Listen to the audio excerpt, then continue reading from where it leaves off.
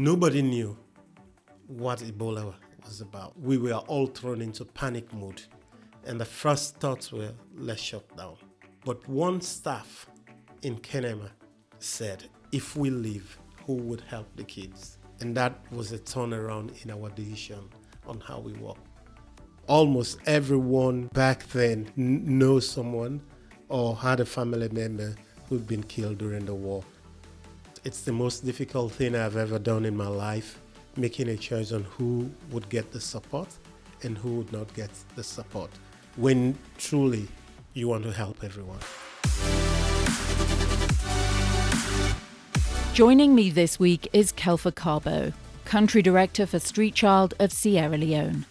A veteran in the field of humanitarian work, Kelfa teamed up with Street Child CEO Tom Dannatt in 2008 to create an organisation that's fast become one of the biggest international children's charities today.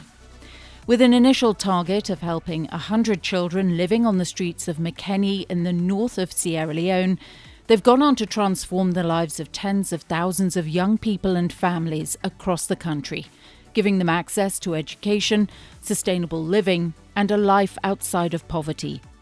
But Sierra Leone isn't without its tragedies. Following the end of the brutal civil war, the country has endured economic hardship, Ebola, a deadly mudslide, and of course, COVID. Despite the crises, Kelfa tells me we continue to go where the cameras don't. We help those most in need, and we will never abandon the children. I'm Sam Ryder, and this is a conversation with Street Child. Kelfa Kargbo, welcome to the podcast. Thank you. How are you? Doing great. Good. Listen, you're the founder and country director, co-founder and country director of Street Child Sierra Leone, which is where Street Child was born back in 2008. Yeah. At that particular time, Sierra Leone was one of the poorest countries in the world. Talk to me about what that means. Living in a country that's been described as the poorest country in the world, it's quite very, very challenging. And life back then in a country that was just emerging from war was actually challenging for not only for me, but also for almost everyone, and especially for children growing up who had lost their parents as a result of the war. And we heard for the very first time in Sierra Leone, families that were headed by children, and the rates of single mothers was actually on the increase. So almost everyone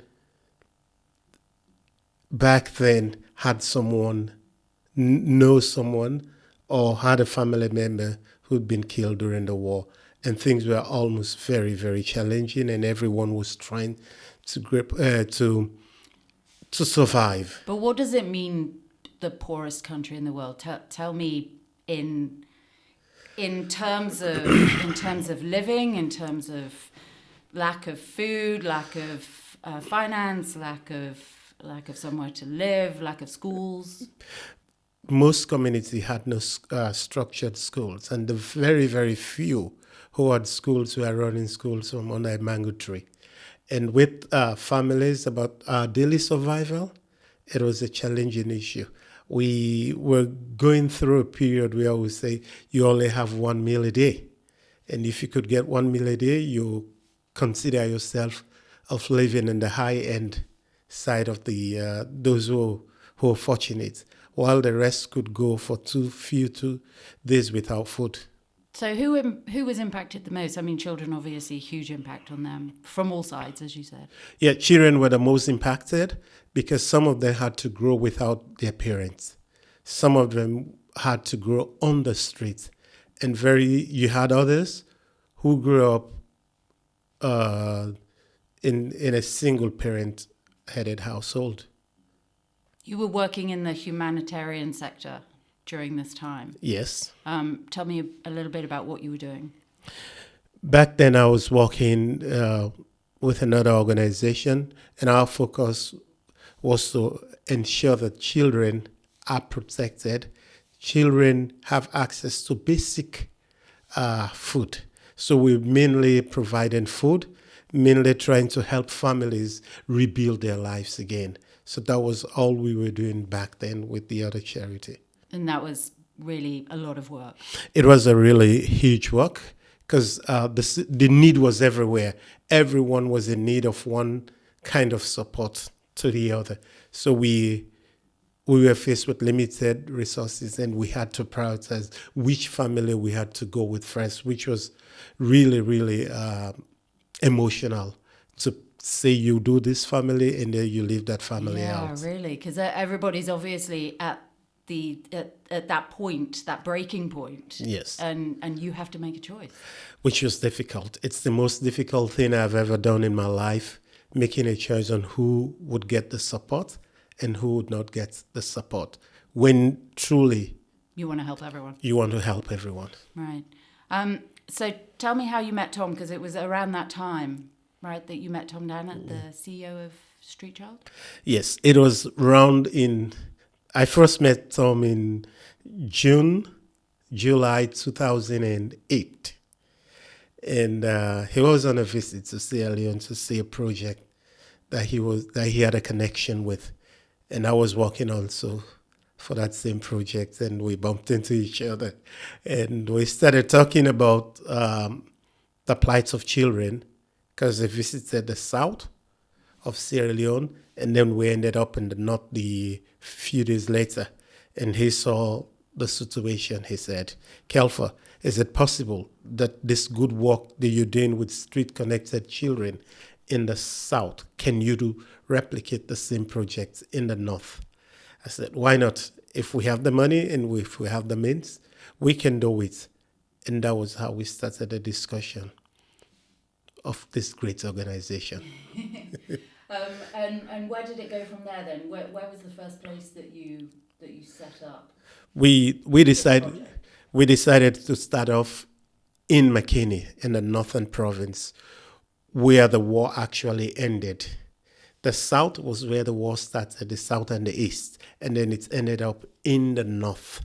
And so the challenges in the north were quite massive, but we didn't have the cash to start. So when Tom came, and then he brought up this idea and said, can we start the same project about providing home or providing a secured environment for children who were living permanently on the streets? We jumped into the opportunity, and then we started off in Makeni. Our initial plans were to work with 100 kids. But far more, I'm sure, than 100 children on the street. Yeah, they were far much. So just imagine, we had, for a community where the war ended, we had thousands of children. But I'm sure Tom had only limited resources back then, because he started off by saying, I can do it from pocket, which was then, he made a commitment to support the project for 1 year, and let's see what will come out of that project. But by the time we ended up the 1 year project supporting 100 street-connected children, we ended up supporting 120. So we had to stretch the funds to the very last limit, and so we supported 120. But again, there were that many children on the streets, and you had to again make that choice. Who are you going to help? Yes, there was in 2009. Tom made this very, very I'll call it an emotional speech.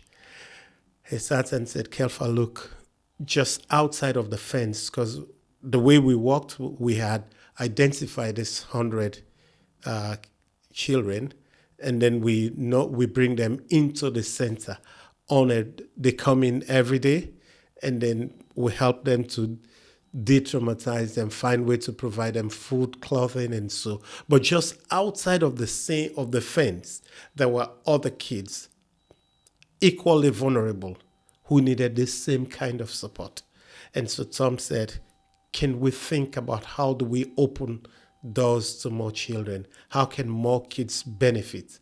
That was how we started the community work. Obviously, there were a lot of children that still needed help That was your next step, was it? Yes.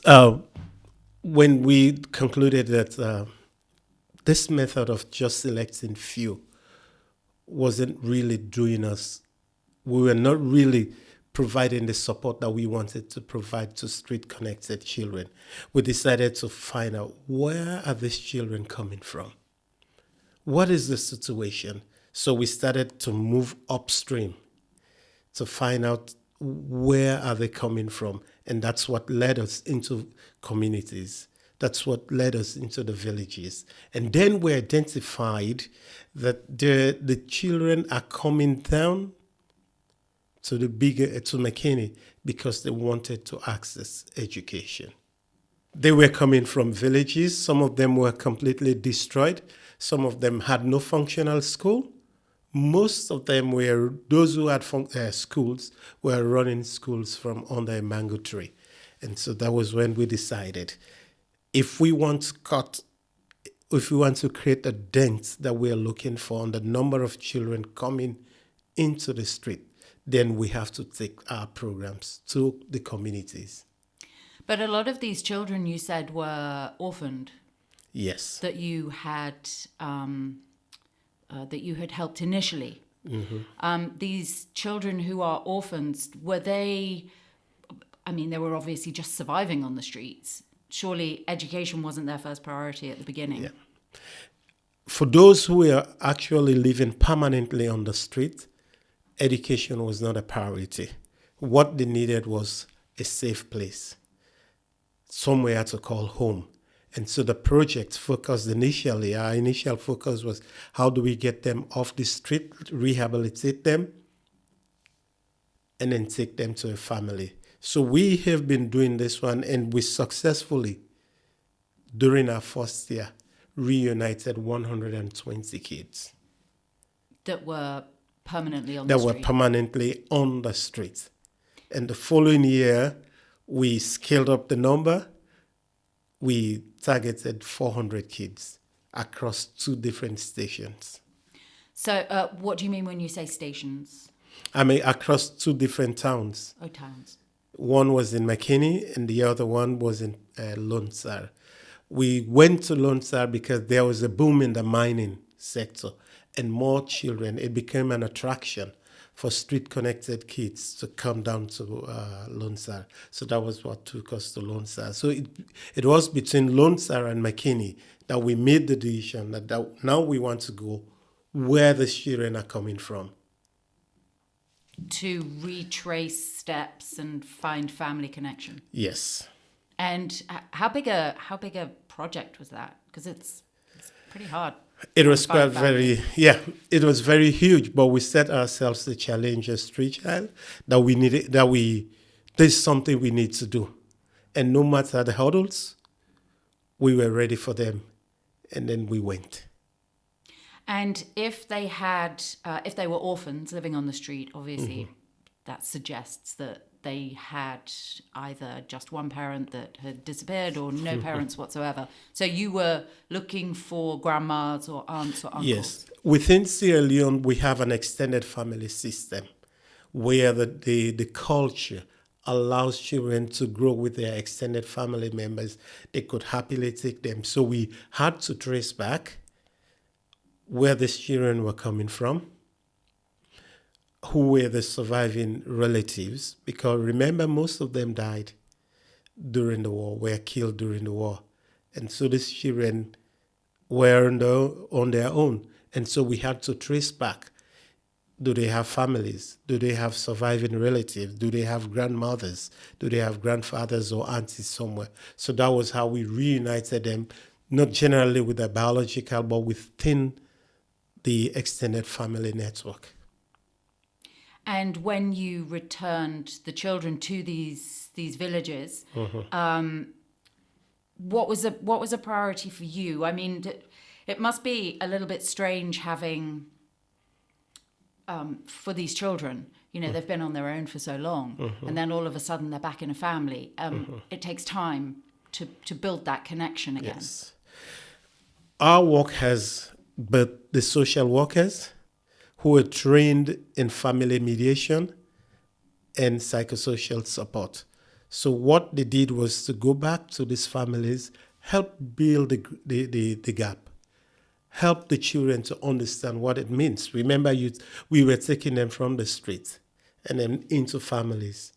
We really needed to prepare the minds of the family and prepare the minds of the kids. So it was the responsibilities of the social workers who were tasked with that. They go, they spend time. It is not just like dropping them off. Exactly, yeah. But it was a process of engaging them, helping the children to understand the values of family, and helping the parents, I mean, when I say parent, the extended family members, to understand the challenges these children are going through and how they can support the children. And I tell you, for the 120 the first year, we were very successful with about 100 cases plus that successfully reunited and stayed with their family for a very long time. So talk to me about, I say burden. It's a burden when you don't have any money. All of a sudden you have these children, this child that you are responsible for. So Street Child has a project that you have developed from when you guys started out to, and it's still running now, and it's a hugely successful project. Yes. And it's where you help fund the family and talk to them about business. Yeah. Tell me what the project's called and talk to me about it a little bit. And I'm assuming this is the project that you started back then and that you still use today. Yes. When we discovered that the families, yes, they want to take these children back, but they were equally challenged because they were coming from war. They had nothing to support their income. And so we developed a program which we call Family Business for Education. These were grants that we decided that we were going to give out to families that were with whom these children were living with, and they were trained in how to run successful businesses. And that has been they've been helping families to generate their own income and be able to send their children to school. And talk to me about some of these businesses. What kind of businesses? Yeah, I would say since we started in 2011, 2012 to date, in Sierra Leone, Street Child has supported a total of 37,000 families. Wow. With business grants that are supporting over 50,000 children back into school. There is a whole department that Street Child developed who specialize in supporting families to establish and run successful businesses. So once a family has been identified that they have income poverty as a barrier to sustain to education, these families are then selected on the basis of their vulnerability, and then they've been trained into businesses, skills that would enable them to successfully run a business. The team will identify possible businesses within the area a family lives and then make a suggestion to the family, and the family will decide that, it's possible, this business, I can do it properly.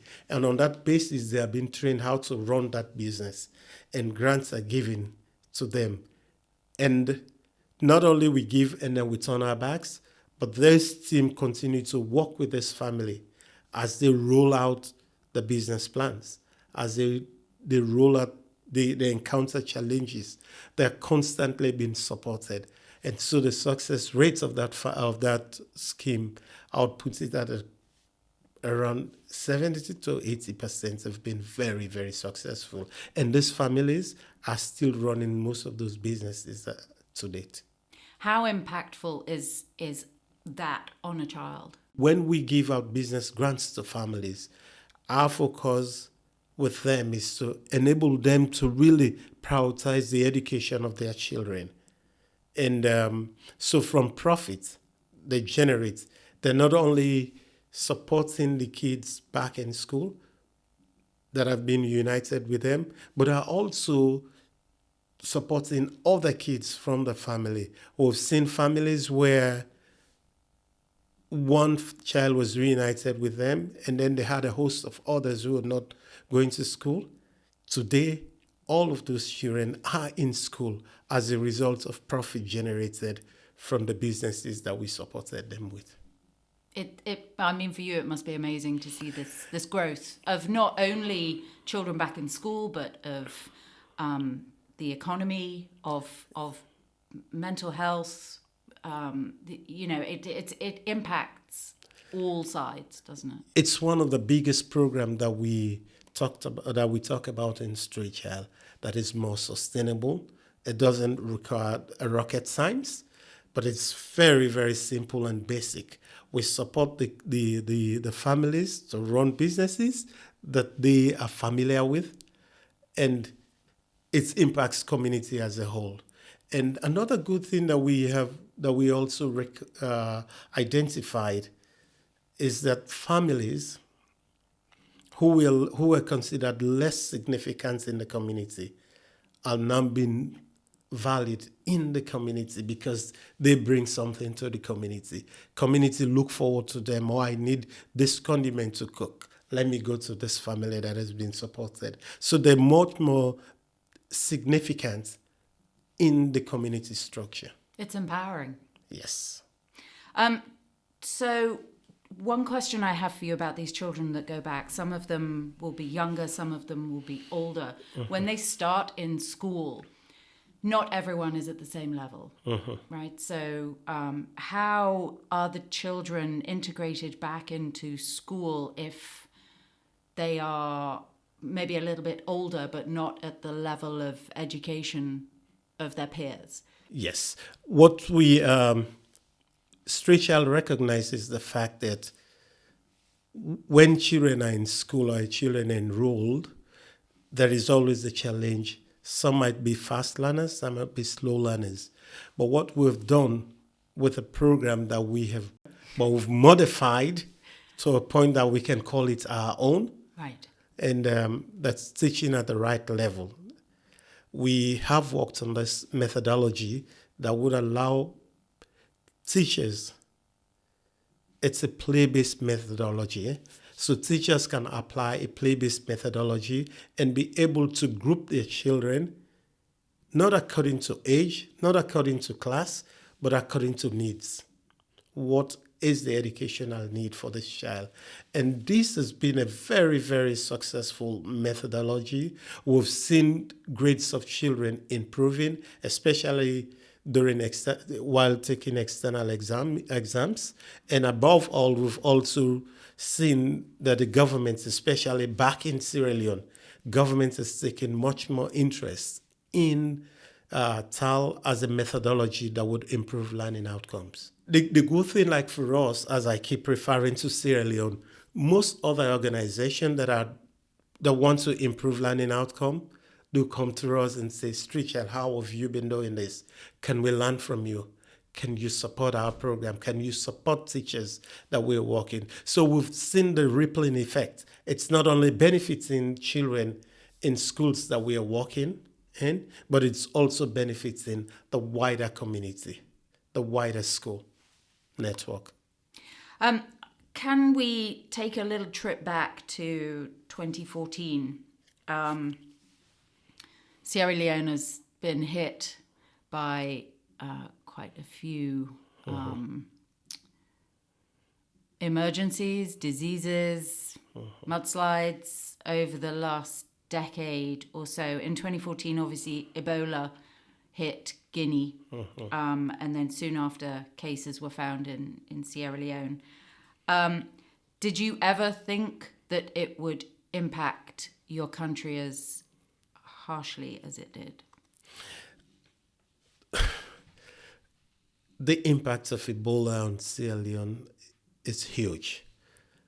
When the first cases were discovered in Sierra Leone, we were almost at the point where we were saying, let's shut down operation, because nobody knew what Ebola was about. We were all thrown into panic mode.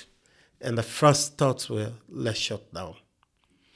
And we were going to shut down operations as Street Child. because other organizations had already done the same. So we said, let's shut down. But one staff in Kenema said, if we leave, who would help the kids? And that was a turnaround in our decision on how we work, because Sierra Leone as a nation was ill prepared. We had never had any case of Ebola, and so we didn't know what to do. So it wasn't a surprise that everybody was on a panic mode.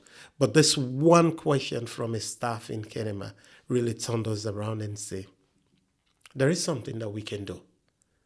And so we said, what can we do? First, let's understand what is Ebola. So we looked out for other organizations that are more specialized in Ebola and say, can you come and train us? Can you come and train our staffs? So that we understand the do's and the don'ts of Ebola.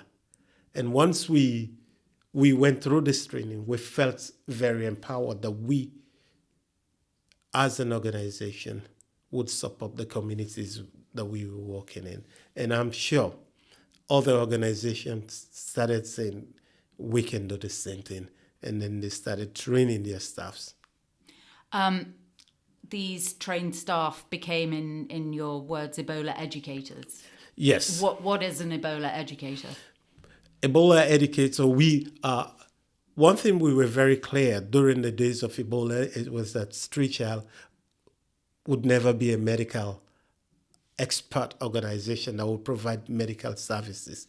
But the Ebola educates, with Ebola, it's a social disease that is transferred by touching, by playing with people, and by doing things that it's a communicable disease. And so virus, we said, well, we can teach our staffs, we can teach the wider team that we are working with. So we said, okay, our staffs could become Ebola educators by training teachers, by training community elders about just what they can do and what they cannot do. And in the event they notice a case in their communities, how they can follow a proper referral system. That helped us greatly. So our staffs were well armed to go back. But the number was small compared to the tax that we were faced with as a nation. And so what we decided to do, at that time we were working with close to 200 schools that had roughly about 600 teachers. And then we went back to these teachers and say, there are no schools. But what can we do? Can we work with you? Can we train you so that in your community, you can start to train others about how they can prevent themselves from spreading or contracting Ebola? And the teachers were ready. So over that period, we trained volunteers of 1,300 volunteers across the villages that we are working with. And I'm proud to say, in most of these communities where we had Ebola educators, just talking, moving from house to house, not really providing medical support, but just moving from house to house and talking to families about what they can do to prevent themselves and how they can report such suspected cases. Those villages who followed our guidance recorded very, very few cases of Ebola. Did education completely stop? There was a total stop in education. No one was going to school because you had some communities where the entire village was wiped out. So there was no education. Everybody was afraid to relate with each other. We were all very scared. I can remember one time when I went to visit a project, and when I came back home, whether it was psychological thing, I started feeling developing some temperature. And I was very panicked. I felt I had contracted Ebola. But thank God, because of the education, the trainings that we had, I was better prepared.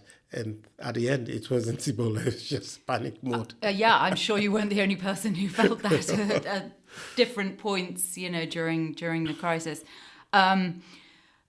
Some communities were completely wiped out, as you said. Yes. What impact did that have on children? The impact on children was huge. It was huge. One thing I'd noticed, I don't know whether it was just I was the only person who noticed it, but what Ebola was doing was almost taking away every able-bodied person within the communities and leaving children and very old people. So within families, you had those who would have stepped up and put food on the table were dead as a result of Ebola. You would go to a family. I'm sure there are very few families in Sierra Leone that would say, I don't know, or we don't have somebody that we lost to Ebola. Yeah. Very few. And so for children, I know we started working with children that became almost immediately breadwinners of their families at the age of 12. At the age of 13, they were breadwinners now of the families because their parents have all been killed by Ebola. And it was challenging. Well, what was Street Child's priority then? Coming, obviously, things kind of started to get back to normal before the last cases of Ebola were announced, which I think was 2016, beginning of 2016 in Sierra Leone. But what was your first priority? First, what we did was to provide food and provide education for our families. But as we drew closer towards the end of Ebola, then we started looking at the children themselves. How can we support them?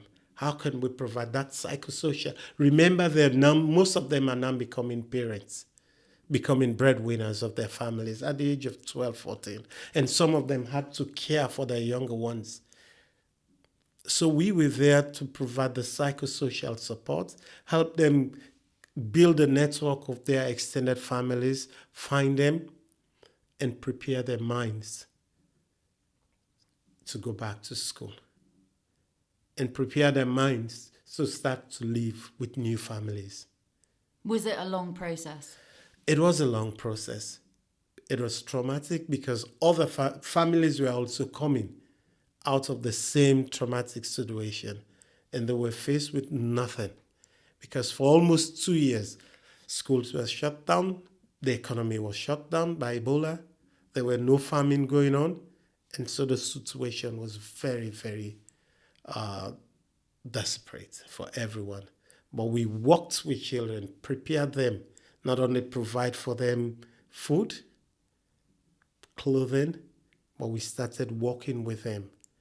And then we started doing remedial classes so that they can successfully go back to school and be able to cope with education.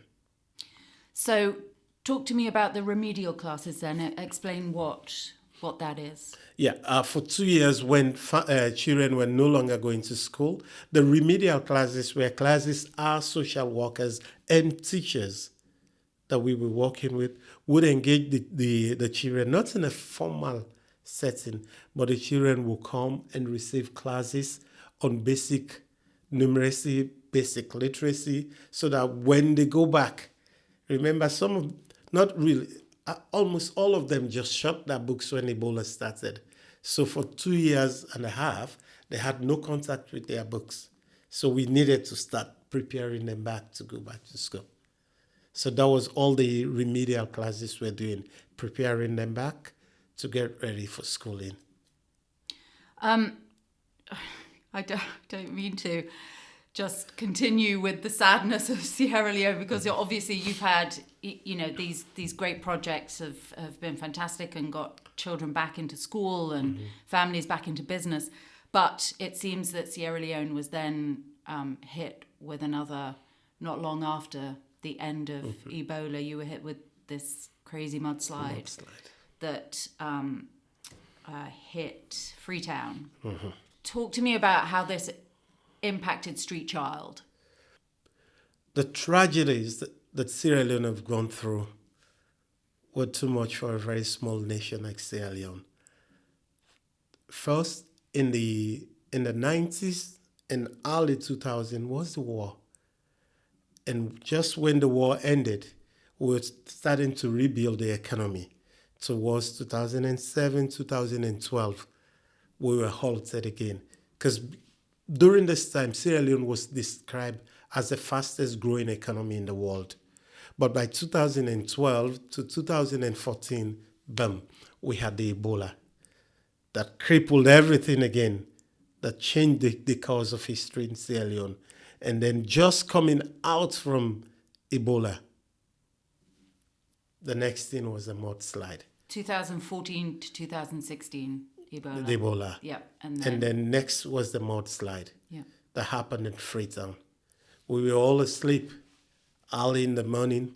Little did we know that a very big, a high hill that it's called the Sugarloaf Hills, one of them just came down with everything. What happened there, nobody knows, but some people say it was a mudslide. Some people say something happened. Whether the earth gave way and then swallowed things and then sealed up, I don't know. But that left hundreds of people dead, and children again were left homeless.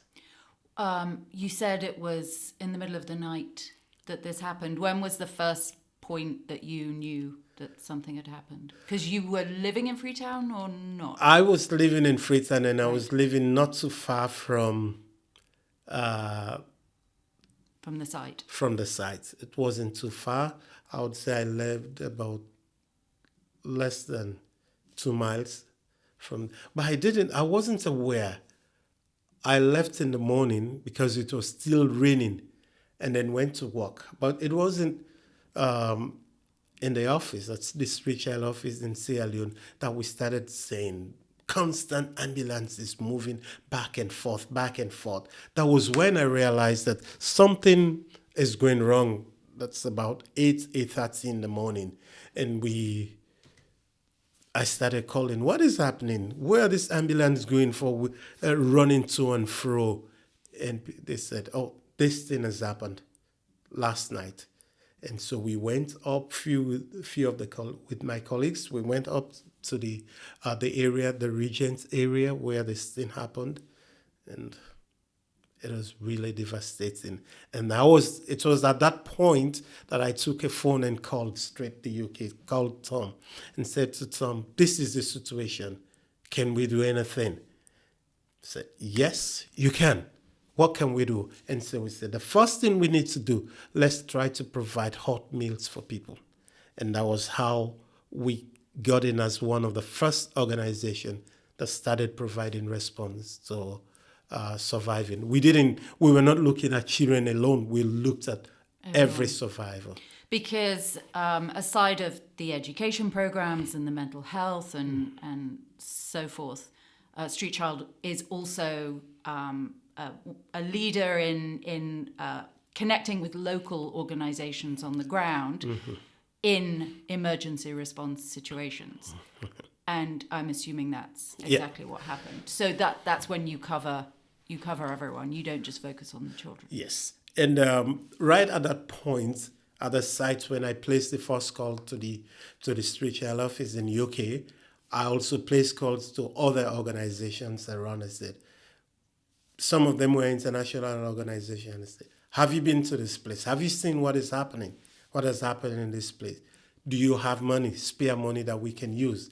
So it was straight. I said, and one of them said, yes, we can respond. Are you ready? Can you do it? I said, yes. So I started to pull together a network of other local organizations that we've been working with. And together we were able to walk right across this area that was affected. So we had camps, centers across all of the areas that were affected, so people could access our hot meals, because all what we did was provide hot meal day by day, ensuring that people, and to an extent workers who were also responding, had hot meals.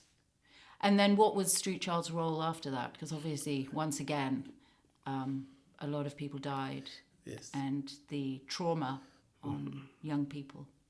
Again, when the mudslide ended, Our next phase in our response during the mudslide was to look at after the children and see, can we find extended family members?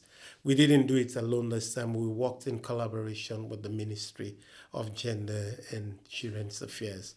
We looked for extended family members, placed them there, and then we went back to our education. How can we prepare them back to go to school? Because remember, they were coming, everything was lost. Everything, just in few seconds, they were completely homeless. How do you deal when it's something so close to home?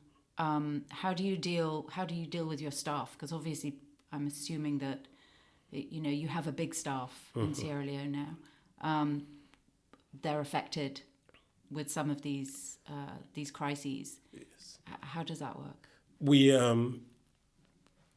like with the Ebola response, we had sessions to support our staffs themselves. So we had other trained staffs who could provide just psychosocial support to staffs. So staff would work during the day, or maybe if they think they're going through a traumatic situation, because you can't hold back when you work in sort of situation. You emotionally, you feel the emotional pressure. So we normally provide psychosocial support within our office for our own staffs so that they can better deal with the issues that they are going through. Some of them had, I think we had one or two staffs who directly lost family members. And one of them her house was right at the center, but she was lucky. She was not at home that night, so she survived it. But her family members were gone. So we had to support her through the process.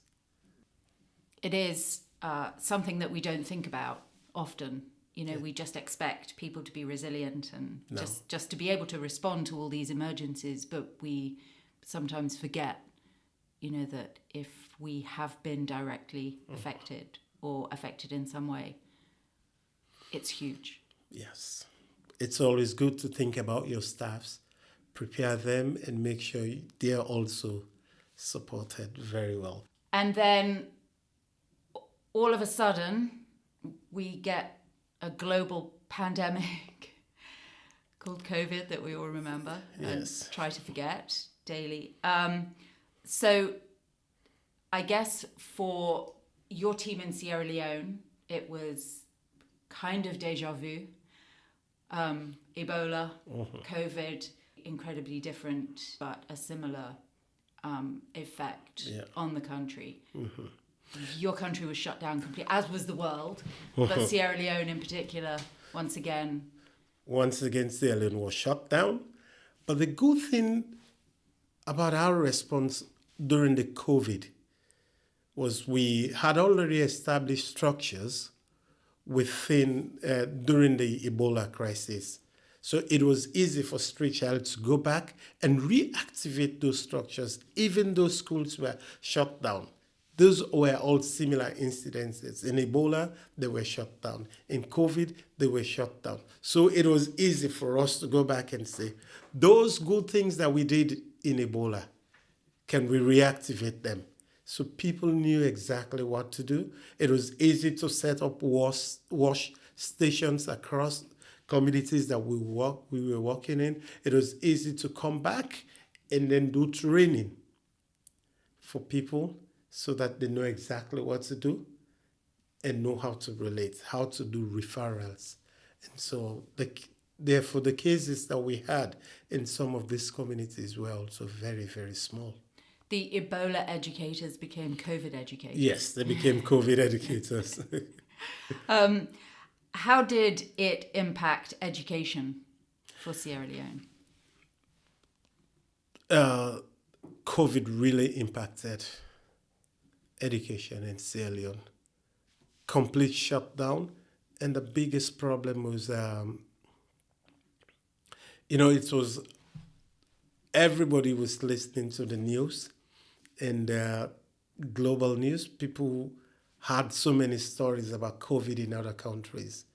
And so the panic for me was very heavy on the people than it was with COVID, because whenever they go on social media, it's COVID. They go to the television news, it's COVID. Newspapers, it's COVID. So it was more panicking and it was more worrying than Ebola. And we felt in Sierra Leone that the world was coming to an end. I think most people felt the world was coming to an end. But regarding education, you kept education going. Yes. Within communities. Talk to me about that. Yes. What we did was we said, okay, now schools are closed. There's something that we can do. And the team back in London, designed a program they call Last Mile Learning. And this last mile learning allowed our teams, our teachers, to use various methodologies that they could do, like family education. They moved to one house.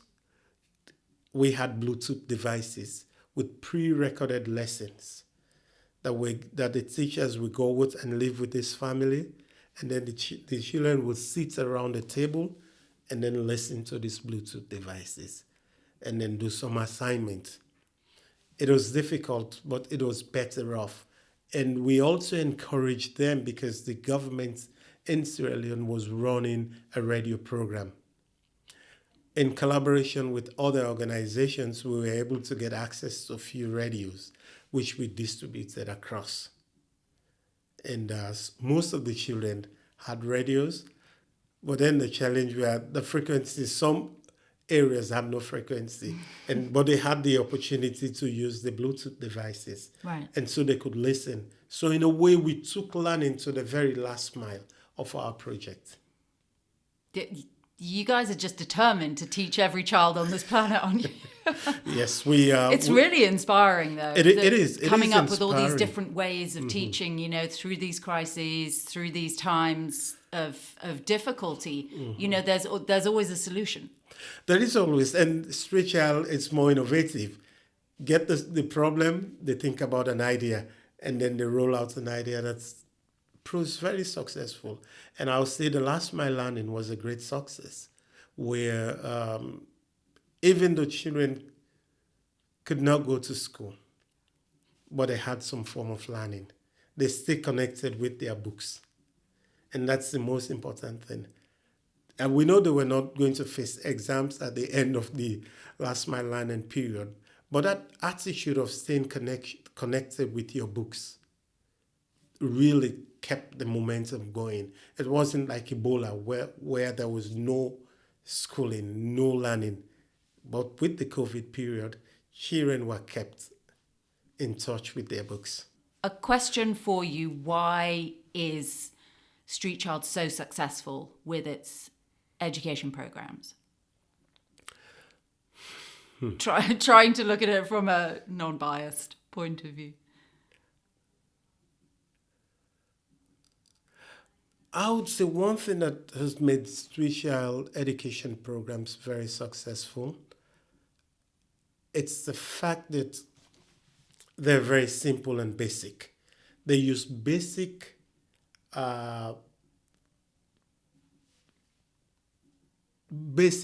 facilities that are available. You're not going nowhere, you're in your house. How can we use your house to be a school? How can we use your religious center to be a school?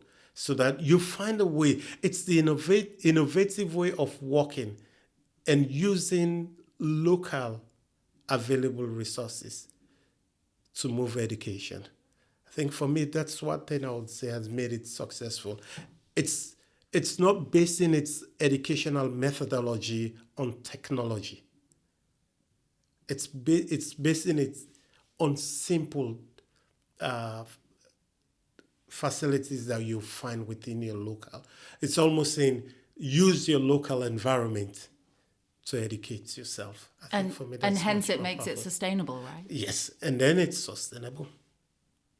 It doesn't depend on digitalization, But what is available in your community? Like with the teaching at the right level, what is available to do mathematics? Sticks. The children will use sticks. The children will use stones. Oh, there's no way you can find stones. You find stones everywhere, and you can use them. Keeping it real. Yeah. So it makes education more. Makes it fun. Makes it more fun. Makes it accessible. Yeah. Let's talk about the Sierra Leone Marathon for a moment. Wow. It's a big deal for Street Child. It's a really well-known sporting event in the running calendar, and now from this year in the cycling calendar or mountain biking calendar. Its inception back in 2011.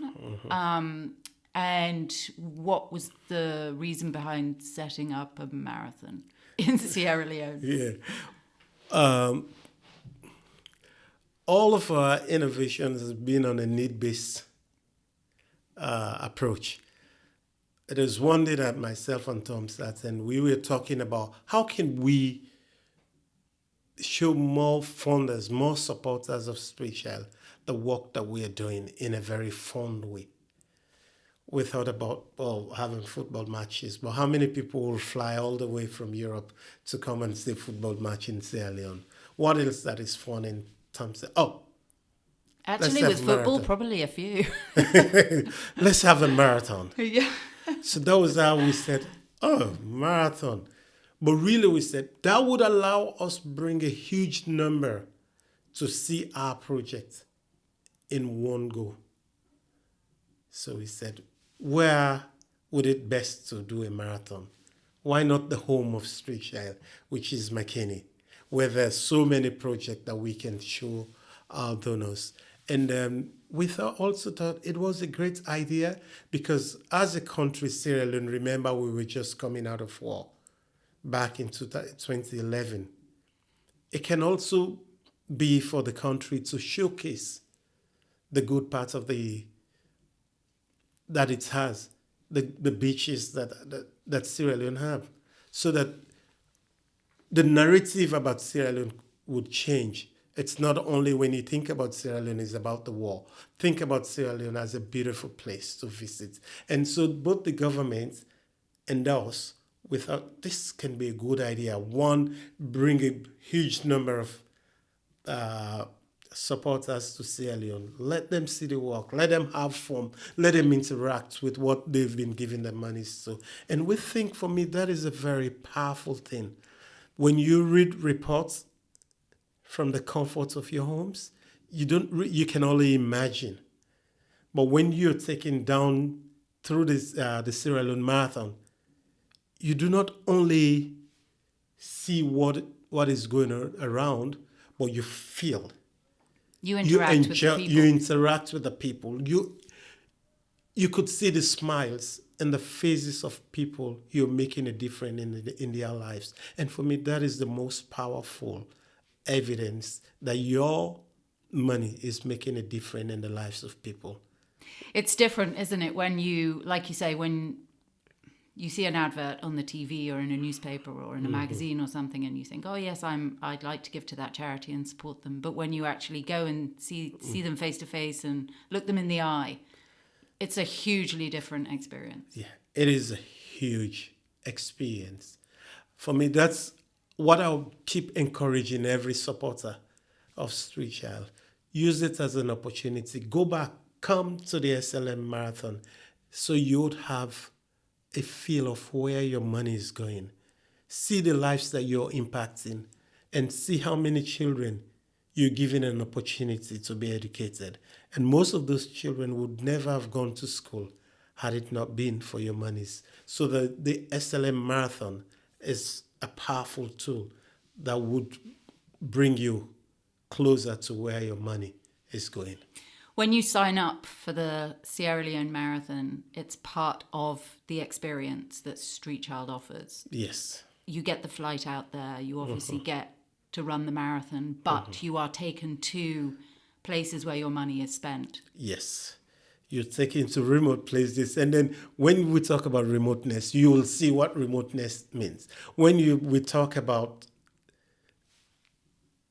the difference a dollar is making, you will see it. Because the dollar goes pretty far, Yes, I'm it goes assuming. pretty far. And this year, we piloted a mountain bike race. Yes. Tell me how that was. Yeah, the first time the idea came up, and I was told about the idea, I said, what another crazy idea. But we're very happy that it was very, very successful.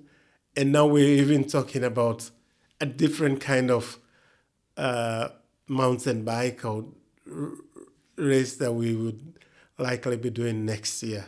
And I look forward, the details are yet not very clear, but what I'm hearing are very exciting. Have you run it? Oh no! Oh yeah! For the very first time this year's Don't marathon. fib to me, Kelfa. Oh no! I did the 10K. You're looking me straight in the eye now. I did the 10K. Did you? And I'm sure I am the only street child of Sierra Leone staff who've done the 10K. Did you get a medal? Do you have evidence? I have evidence. That's congratulations, by the way. 10K is pretty far in that heat. Tell me about some of the responses from people that have done the marathon. You talk to these people afterwards, and the runners come from all over the world. It's a very international event, but it's also amazing for me. I've never done it. I will be doing it at some point, but it's amazing for me because there are a lot of national runners that take part, also local runners. Yes, it's a big mix. It's always a big mix. Normally, from the local side, we always have around between 400-500 local runners signing up. So it's quite a big number with the international that comes around. And the one thing they always tell you is, we're impressed with what you do. At least you give us the opportunity to interact with not only the project, but with the country as a whole. Because during those who go for the fun, some of them just walk with the nationals, and then they're able to interact. They're able to understand beyond what Street Child tells them about the country, about the project. And people almost every year, we get to see people who say, oh, I've been here, this is my second time, this is my third time, this is my fourth time. So people are coming, not only did we go once and say, I'll never come again, but people will always say, when is the next marathon? I'll bring my friends. And that has really kept the marathon going. Life, at some point, you need to go back and say, what can I do that's fun? That's more fun. And the marathon, there can be no other place than a marathon where you're not fighting for a medal, you're not fighting to break record time, but you're fighting. I tell them, when I talk to people that would run, I remember every time I talk to them before they go out on the marathon to run, I tell them, think about it this way, that every step you take, you're making a difference in the lives of people. That's what this marathon is about. Not only the fun, but you're making a difference with every step you take. It's not like other marathons where you fight for world records, but this you're fighting to make a difference in the lives of people that would have never had the opportunity to break out of poverty using education. So when you run, each step you take, it's a difference you're making in the lives of people. And people find it very, very encouraging and motivated to be around. I wish I can promote marathon and say, come. That's the best place to be. You just did. You just did. That's a great plug. And beautifully said. That's exactly right, what you've said. Yeah. Every step is making a difference to a child in Sierra Leone. Mm-hmm. And actually it impacts across the world. Yeah. Because once countries see great things happening, then they're inspired also to follow suit. Street Child's programs, particularly education programs, they've contributed massively to the growth of Sierra Leone. Yes. You must be incredibly proud. Very proud about the work that we're doing in Sierra Leone. And the reason I'm always very happy, it's because we go, I love an expression that I've normally used, we go where the cameras don't go. Others will say they will focus on areas where the media talks about what the work they're doing. But what we do in Street Child is reach out to those who actually need it. So we're not worried about whether the cameras follow us there, but we're worried about, is that the right thing that we're doing to make a difference in the lives of vulnerable people? And I will say, yes, that is where we are. And so we stretch every money that we have to reach those people so that in the not too distant future, these people would have the opportunity that we have to break out of poverty. We've talked about a lot of terrible events that have happened to Sierra Leone over the last 15 years of Street Child. Happy birthday, Street Child. But there's also been an incredible amount of great stories that have come out of the work that Street Child has done in Sierra Leone. How hopeful are you for the future? I am very hopeful. One of the, not really one, but we've got few staffs that we have worked with within Street Child as staffs that we've provided, given an opportunity. Some of them were on the street. And then we supported them. They went to school, graduated from university, and they're now working for us. So I am very hopeful that given the work that we're doing, that Sierra Leone would be a better place. And our work as Street Child will contribute towards making Sierra Leone a better place. Kelfa Kargbo, thank you for talking to me. You're welcome.